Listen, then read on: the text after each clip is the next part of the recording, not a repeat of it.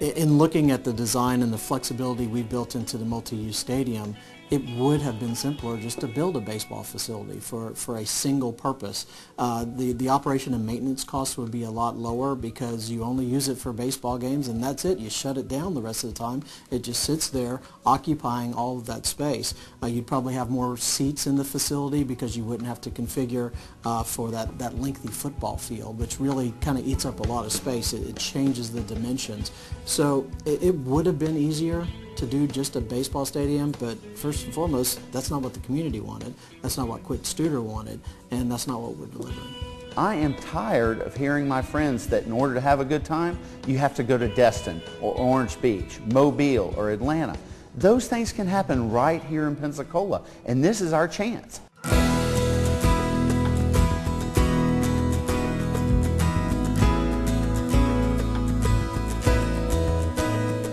The new market tax credits are such a blessing. Who would have thought that we would get over $11 million, which is basically the budget for the stadium, free money from the federal government. And Ed Gray has been as patient as anyone could be, making sure that we closed on that deal. It has closed. We have the money. We've got some very strict time restraints as far as getting the park done to be able to keep the money. So that's part of what's going to ensure that it gets done on time in 2011. The bond issue that the city is moving forward with will not be funded by the taxpayers of Pensacola. Only the businesses and entities that are in the Community Redevelopment Agency downtown will actually pay for the bonds to be paid. So if you live in the north end of town or anywhere else in the city, not $1 of your tax funds are going to be used to pay for this bond issue. The funding for the Maritime Park, the $40 million bonds have been issued and they sold out in about 7 hours. It shows the strength of this project. The financial institutions that sell these bonds, they do their homework. These are New York based companies and very wise, very shrewd investors. They've done their homework on this project and the bonds were sold immediately when they were put on the market. The new market tax credits, that opportunity came to us to add an additional $12 million to this project, and the investors saw the project, evaluated it, and said, absolutely, that's where we want to put our money. And I think the strength of that is that there's no taxpayer money in this project. We often get asked why it's taken so long to get under construction, and there's really two main areas that have caused, I won't call them delays, it's just they are what they are, and it takes amount of time to overcome these challenges. The first is the permitting process. This is an environmentally contaminated site. We do want to make it open to the public where you can go there and enjoy it. So we have to make sure it's safe. So the environmental remediation is a very important aspect of this. So the environmental permitting process, we applied for permits in August of 2007 and we received the permits in January of 2009. That's a year and a half just in the permitting process. And then we had the process prior to that of creating the design criteria, which is the overarching rules and regulations of what we want the project to look like. The Maritime Park being such a unique development on Pensacola Bay, we wanted to make sure it fit in with the fabric of our 450-year-old community. And so we looked at the various architectural elements, design elements, and then we pulled those that were most reflective of Pensacola into a criteria package that no matter who builds on the project, they have to follow that pattern book.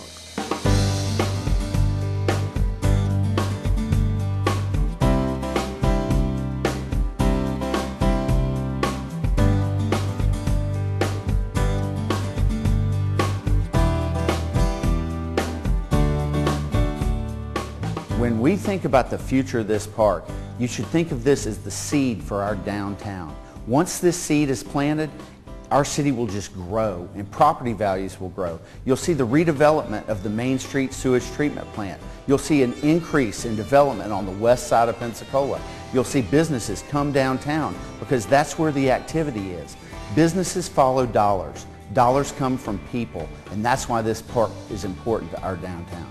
We're starting to see it evolve and change, and it's going to be amazing to watch it come out of the ground with the Community Maritime Park and the multi-use stadium and the public park down there, to where I can say, you know, meet me after work across the street. and that's what I'm looking forward to. I think the Community Maritime Park is important for our community. I think it'll be a catalyst for growth. I think it'll be a catalyst for our business to drive people downtown, to attract people to downtown, and be another asset on our waterfront for our community. This project is going to revitalize downtown Pensacola, which is going to benefit the whole coastal community. The Community Maritime Park is going to have a tremendous economic impact on our community. First of all, $52 million construction project. That's putting Pensacola to work today. The next economic impact is once it's built, the amount of jobs that you will create. The master developer has an obligation to build 30,000 square feet per year for 10 years, starting at the date of completion of the infrastructure. So we'll see 300,000 square feet of office, restaurant, commercial, mixed use, residential coming into the Pensacola market and putting people to work. And then, that money just ripples through the community. If we're spending it locally with local companies and creating jobs here for Pensacolians. And it's going to spark other opportunities in areas close to the park. It'll increase the property values, there'll be more tax revenues for the city government, the local government, and so it's just got a mushroom effect of possibilities for the area. These are the types of win-win situations that communities all across our country look for that involve the private sector and the public sector. But this is significant private money that Quint Studer could go put in any other community around this country. Communities all around this country reach out to Quint, trying to entice him, to attract them. But he's married to our community because he loves it. And that kind of commitment is so rare and so valuable for our community. I think this park will be an opportunity for young people who otherwise would not come downtown and make this home, that this park will make that available. With our mixed use opportunity that's going to become available after the full development of the park was one of the reasons that I thought it was just a win-win. As we travel to New Orleans and Charlotte and DC and other major cities, we would see the mixed use, people riding bikes, people walking the dog, young people jogging, getting off work, enjoying not only a great work environment, but a nightlife to keep this community vibrant and keep the lights on past 5 o'clock. And so that's what excited me about this opportunity, and the opportunity that this project was going to serve as a model. And that was a model for people of all walks of life to come together, because I felt that our community for too long has been really segmented and separated. But the Maritime Park was something that I thought that brought young people with vision together. The reason I got involved with the campaign for this park originally was because I have 3 kids. My wife and I both had to move away from Pensacola once we graduated from college for better opportunity. This is our chance to do something that will potentially keep jobs here in Pensacola, provide opportunities for them so that they don't necessarily have to move away to find a good job. If they want to stay in home, there'll be jobs for them. Since I came on the board, I've now got a son, so I can relate to what my parents have been saying a whole lot better now, that I want him to be able to come back here someday. I love that I can be close to my family and blessed to have a job here, but so many people don't have that opportunity. And with what this park could do to the area, we could see a huge exponential growth in our economy that could bring more people home, create more jobs, and that's what I want for my son in 20 years. We knew Pensacola was this shining star.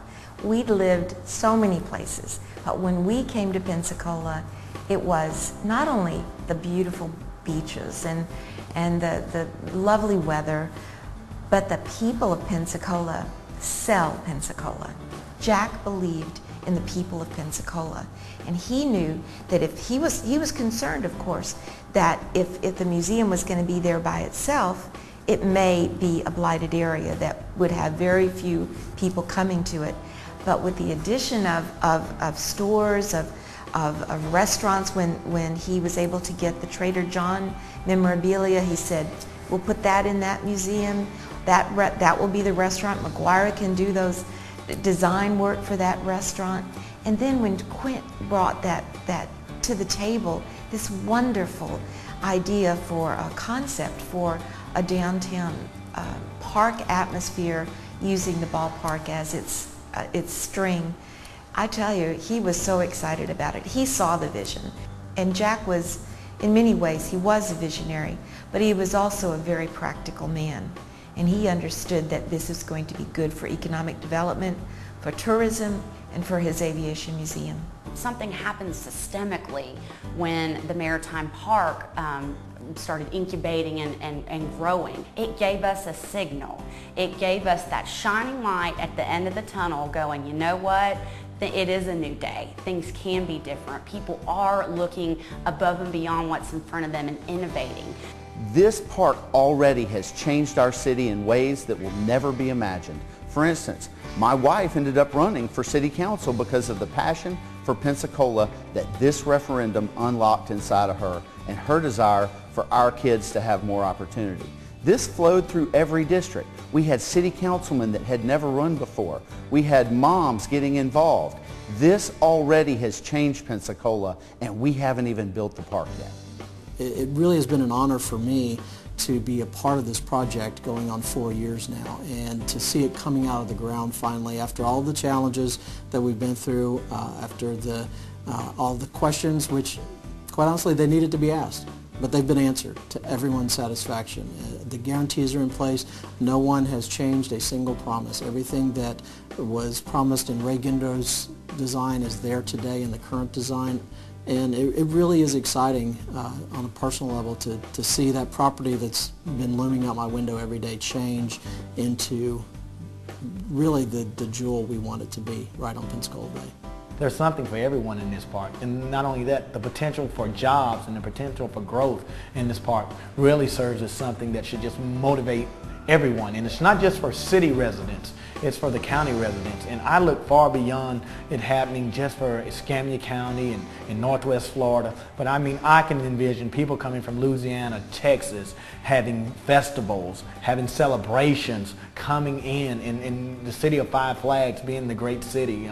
Vince Webb said, you know, this is a city where thousands live and millions wish they could. And I think that this is what this park does. It makes the millions that Vince Webb's one of the founders and one of the visionaries of this, it makes his words come true today. They ring loud and they sound loud, and millions will wish that they could live here as they visit this Maritime Park. And that's the future that I see, and I think that's the impact that this park will have, not only on our community, but it will have an impact on our entire community.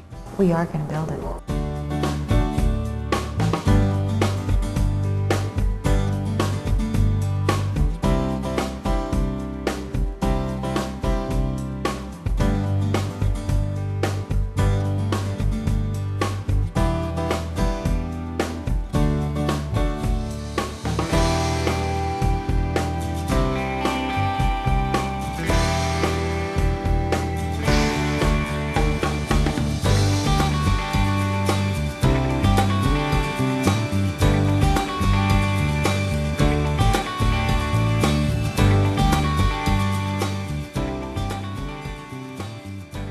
Paid for by Friends of the Waterfront Park, PC.